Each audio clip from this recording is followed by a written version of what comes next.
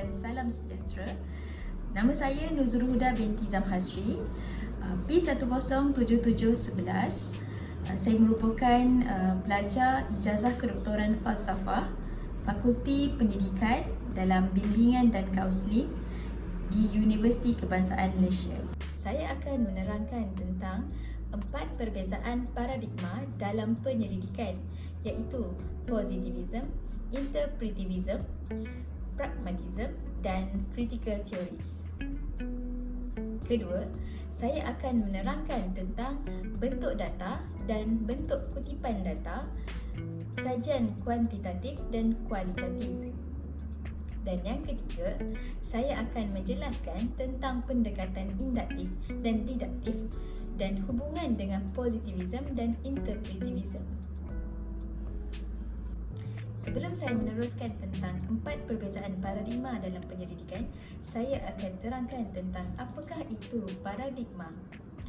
Paradigma kajian adalah satu set kepercayaan mengenai sesuatu isu yang berlaku di sekeliling dan memerlukan pendekatan bagaimana isu tersebut boleh diselidiki. Model, perspektif atau rangka konsep yang membantu kita untuk mengorganisasi pemikiran, kepercayaan, pandangan dan amalan kita dalam menghasilkan penyelidikan. Justru, paradigma kajian merupakan penyebab penting untuk memilih kaedah metod kajian yang bersesuaian. Baiklah, kita teruskan lagi dengan 4 perbezaan paradigma dalam penyelidikan. Yang pertama adalah positivism.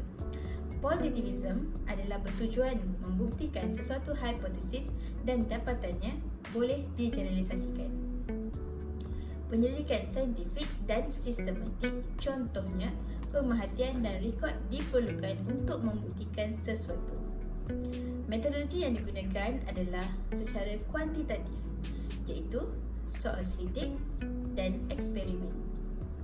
Baiklah, kita teruskan dengan paradigma kedua, iaitu interpretivism, di mana matlamat adalah untuk memahami sikap perangai manusia berbanding mengeneralisasikan hasil kajian atau meramal sebab dan akibat.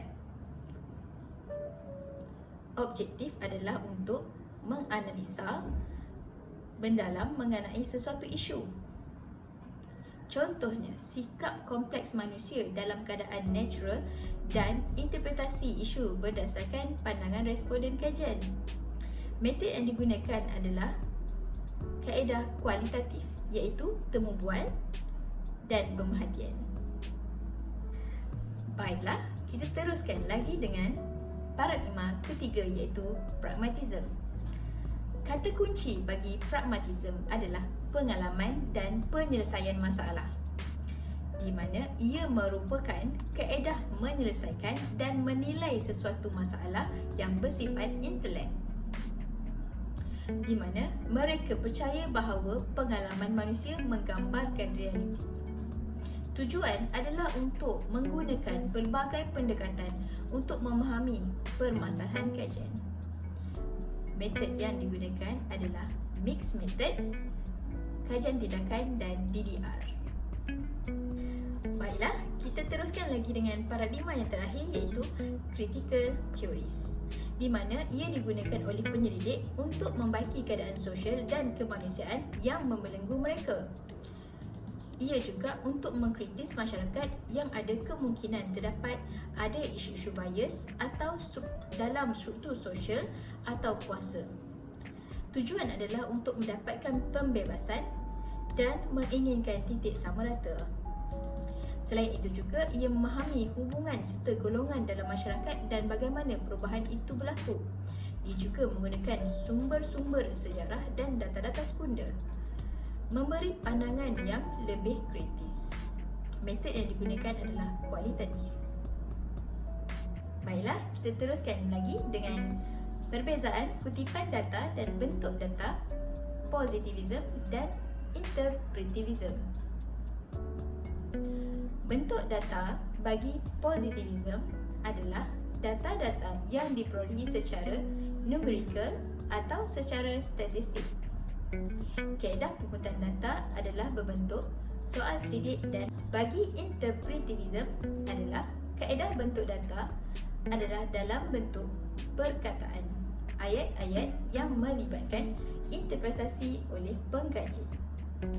Kaedah kutipan data adalah secara temumpuan, pemerhatian dan analisis dokumen. Baiklah, kita teruskan lagi dengan perbezaan di antara induktif dan diduktif dan hubungan di antara positivism dan interpretivism, di mana di dalam pendekatan metodologi kualitatif dan kuantitatif ada induktif dan juga pendekatan induktif dan juga diduktif.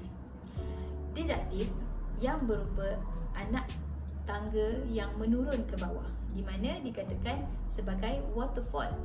Di dalam diduktif, kita bermula dengan teori, seterusnya hipotesis, dan kita buat sedikit pemerhatian atau dengan kata lain iaitu mengumpul data. Barulah kita putuskan tentang teori yang kita akan gunakan itu benar ataupun tidak. Ada kalanya ia juga disebut sebagai top-down approach, daripada yang lebih umum kepada yang lebih spesifik. Baiklah, kita teruskan lagi dengan pendekatan induktif, di mana pendekatan ini dikenali sebagai hill climbing, yang mana ia menaik. Dan daripada yang spesifik kepada yang lebih umum. Pendekatan induktif bermula dengan pemerhatian khusus atau contoh-contoh sebenar peristiwa, trend atau proses sosial. Menggunakan data ini, penyelidik kemudian menganalisis analytical untuk generalisasi yang lebih luas dan teori yang membantu menjelaskan kes yang diperhatikan. Ini kadang-kadang dipanggil sebagai bottom up kerana ia bermula dengan kes-kes tertentu.